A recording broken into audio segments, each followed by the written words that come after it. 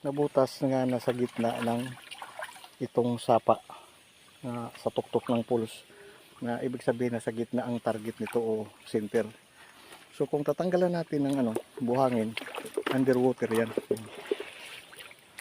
nakalubog siya. Kaya mabuti nakita natin na sipat.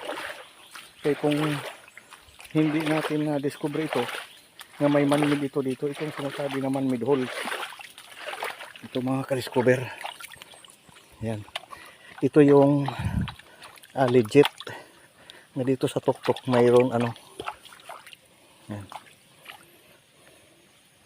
nakuan lang. Tapos ito yung laman niya, dapat saka ito may puti na yan na stone sa loob dito ng butas.